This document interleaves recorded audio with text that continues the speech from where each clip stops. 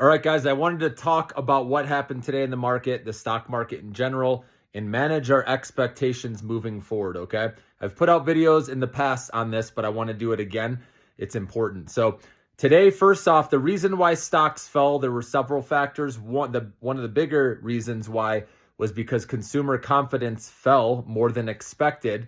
Okay, if the consumer is obviously slowing down, that's not good for the economy because the consumer accounts for 2/3 of GDP. So we need to monitor that, but I do believe those numbers are weaker because of the California wildfires. Obviously, there's less spending, at stores and restaurants when you're dealing with your house burning down, right?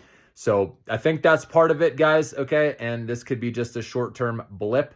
And it does factor into, maybe another interest rate cut, though, if we do see weaker than expected numbers. So I think overall we're going to get through this, guys, but there's also uncertainty with the government, with the Department of Government Efficiency, right? Obviously, we've seen them fire people there and then hire them back.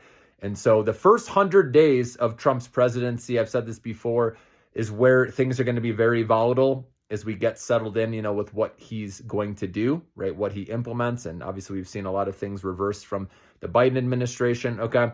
So just keep that in mind. Volatility, we have to expect that. And what seemed like a big drop today is nothing when you zoom out. Remember, when in doubt, zoom out on the charts, and you'll see with how much we've gone up, we can easily fall a lot more, guys, okay? That's what I want you to understand and be ready for it, because at some point it's going to happen. Whether this is the start of it now or it happens later, right? We have to be able to handle the dips, manage our expectations, okay? Right now, we take the stairs up and the elevator down. You've heard me talk about that.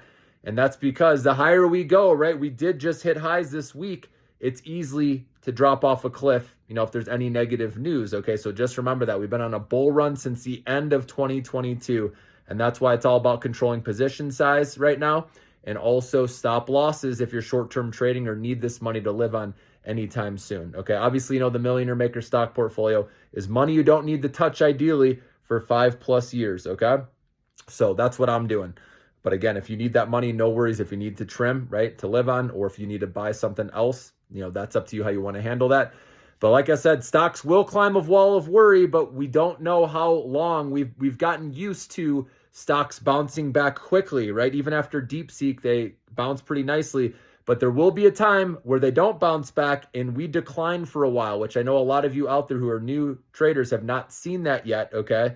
I mean, I started trading during the Great Recession. I had to go through that, okay? My dad, mainly, he had quite a bit of money in there, and I helped him actually at that time navigate. We worked with each other navigating out of that, okay, and making some good money, obviously. And then the 0% interest rate environment for a long time, right? That's not the norm. Remember, now we're seeing, again, even though we went through interest rate cuts, we're still historically I guess close to, norms when it comes to interest rate levels. But again, we're not at 0% like we used to be when stocks were just going up like crazy. So we got to understand the environment we're in now, okay?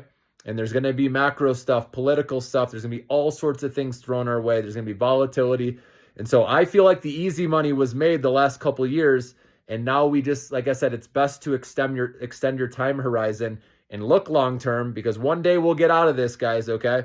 But like I said, in the short run, this could be a very choppy year. And if you're trying to trade, you can make money off the volatility, but it'll drive you crazy too at the same time, getting whipsawed back and forth. So I recommend, like I said, the more we get away from the short-term trading, especially day trading, the more sane we're going to be, okay? And then we can get excited, like I've been saying, buying on dips when we do have the long-term mindset and we know that we're going to hold long enough to see, right, stocks climb a wall of worry and come back and eventually hit all-time highs, right?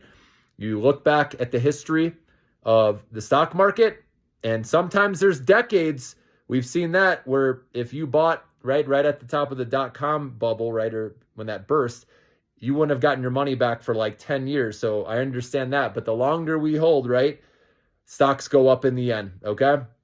So don't worry about this stuff that's happening now. We will get through it eventually. There are a lot of stocks with frothy valuations, okay? And so they're going to fall if they don't prove it with earnings. So remember that, guys. That's why I say nothing wrong with locking in profits, okay? If you're up big on some of these names before earnings, okay? Because we're seeing if anything misses, and even if companies beat, they're still selling off, guys, okay? Any reason for people to profit take. So just wanted to I know I'm rambling about a lot of different things, but I wanted to cover this before the weekend and just make sure, manage the expectations, hope for the best, plan for the worst, right? We always want to protect our downside. And again, a lot of us have made a lot of money over this bull run since the end of 2022. And you got to know when it's time to protect your profits. You know, I like Annaly, NLY, having the dividend going right to my bank account each quarter. That's an option you can look at, okay? If you're worried about, right, losing this money, or especially if you need this money for a house or something to purchase, right, I would make sure you protect that nest egg, grow it safely. Annaly is one of those ways I do it with that dividend going to the bank account each quarter. And again, my family's been in this one for years. Ideally, that's one you just leave your money and you don't touch, though. Okay, but also there's other dividend plays that are, getting some more love right now. There is a broadening of the rally, even though we saw, the sell-off today, which is healthy. We are seeing a lot of the defensive names, though, lead the way, like healthcare, materials, financials. These are usually the defensive stocks, so just keep that in mind. People are protecting their money already, okay? So the writing's on the wall there. But if you're going to play some of these other, stocks, there's nothing wrong with it. Just I would manage your position size, use the stop losses if you're short-term trading. And then again, long-term, we can get excited with those big dips like we saw today to add a little bit at a time. Like I said, don't put it all at once. I keep cash available so I can buy more if things keep going lower. I know not everyone's in that same position. And if you do need that cash, like I said, to live on, you want to have stop losses in, or if you need to use that for something else you want to buy, right, in the Millionaire Maker stock portfolio, I understand that.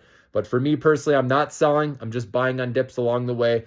And like I said, in these big theme names, and it's going to be exciting where this is at down the road. But we got to handle the storms, guys, because there will be storms along the way, and I'm here to help you navigate through that.